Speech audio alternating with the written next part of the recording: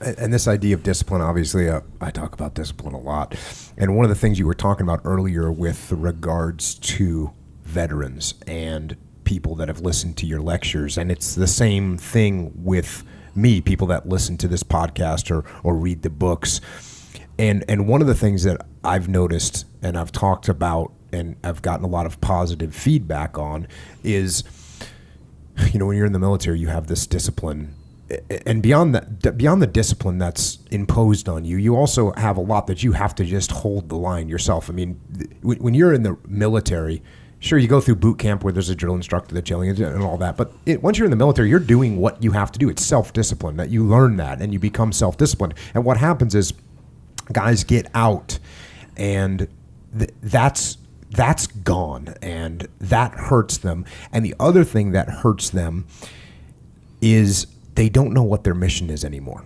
Mm-hmm. And my big thing with people that I've been telling vets now is find what your next mission is. Go find whatever your next mission is. And I don't care what it is, but it has to be something. And I was listening to you talk on something the other day, and you were talking about how not doing anything, when people are not going anywhere, when they're failing, when they don't have the drive, it's because they're not accepting responsibility for anything. And so my way of saying that is like, you need a new mission. You need to be responsible for something, and you need to go and move towards some new mission. And do you encounter people that, or you see people that's very problematic in the civilian side as well, where people, they just don't know what they're doing. They don't take responsibility for anything. That's part of this nihilism, is that because first of all, you learn that truth is relative, and that there's no real moral order. And, that alleviates you of responsibility.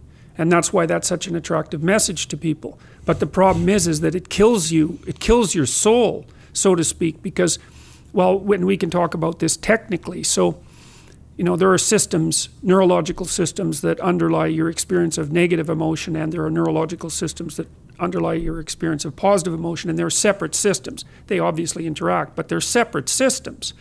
So, but the positive emotion system, there's two of them, but one of them sort of kicks in when you get something that you want. So, you're hungry and you eat, and that feels good. And so that's kind of the simple one.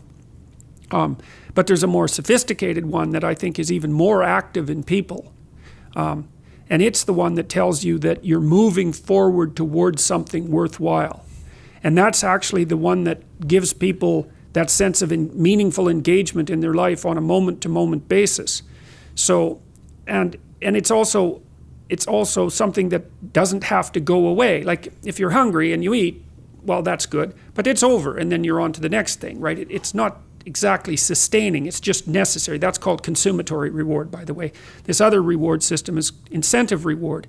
And the incentive reward system works on dopamine, this neurochemical dopamine, which is also the neurochemical tracks that opiates and cocaine and amphetamines, the drugs that people really like to abuse, alcohol often for some people, activate. And so you might say if you don't have enough meaning in your life, then you're more prone to addiction. And that's definitely the case. Even with rats, if you take a rat and you put him in a cage by himself and he has nothing to do, and then you give him access to cocaine, he'll get addicted to the point where he won't do anything but take cocaine.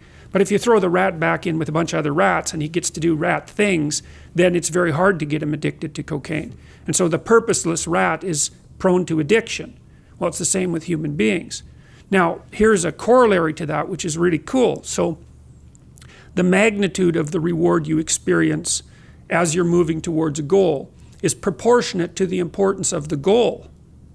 So that means the more important the goal you pick, the more possibility there is for the kind of reward, let's say, it's really a state of being that is life-affirming. And it is directly life-affirming in that, like if you're in a football game and it's an important football game and maybe you break a finger, and normally that's a problem. It hurts and you're going to stop doing whatever you're doing. But if you're right in the middle of the game, then you'll be so amped up on this reward system that it's analgesic. It stops the pain. It also suppresses anxiety.